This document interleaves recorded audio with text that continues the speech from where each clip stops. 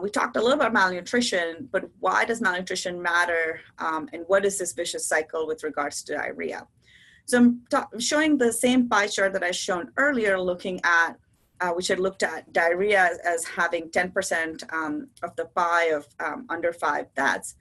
But what's really interesting is about underlying undernutrition is thought to contribute to about half of all deaths, regardless of cause.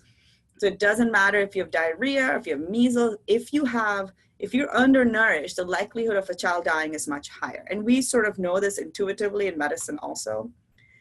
So then what happens if you're malnourished and then you get an infection such as diarrhea on top? It causes protein catabolism, a negative iron balance. It increases your resting energy metabolism. It redistributes trace elements like iron and zinc. It increases your overall vitamin utilization. And which micronutrients do we talk about the most? So vitamin A, sequestering serum iron, and then zinc.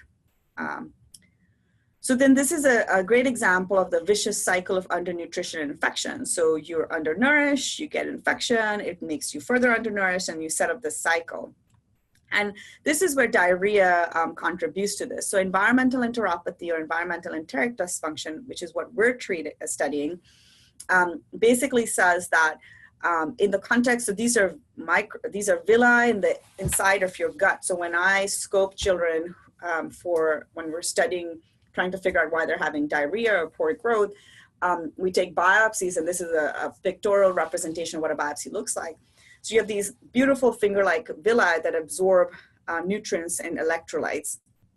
And then so these little green bits are enteropathogens. So in the context of diarrhea, you then sort of have this villi blunting, you have these crypt thickening, and then you eventually lead to this sprue type enteropathy with infiltration by B and T cells, so plasma cells and lymphocytes, leading to a condition called environmental enteropathy. Why do we care? For 2 reasons. One, environmental enteropathy has been linked to linear decline, so not being as tall as other children living in conditions of better sanitation. And then that linear decline has been linked to cognition. So for example, one of the reasons why the work on iodine and salt ionization has gained so much momentum is because it was shown that if you don't have enough iodine in your system, it leads to decreased IQ. So that's also why there's been such a big interest in environmental enteropathy and understanding it better. So to diagnose and treat it, because the thought is it leads to decreased IQ. And the other point is that it leads to decreased vaccine response, especially oral vaccines. So now you're sort of stuck, right? You're saying, well, rotavirus causes the most deaths and diarrhea in developing countries.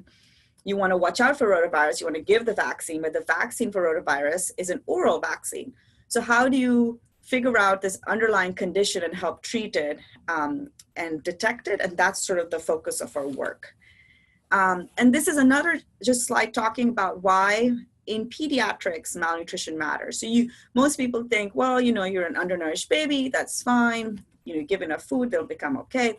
But there's been data showing that if you have a low birth weight baby, or if you have an infant that's not growing so well, there's an increased risk of chronic adult disease.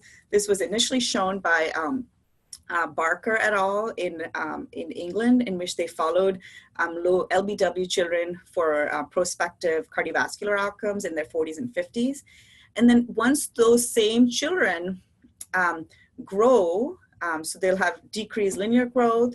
And then when those girls become women and become pregnant, there's high maternal mortality, and then you set up that cycle.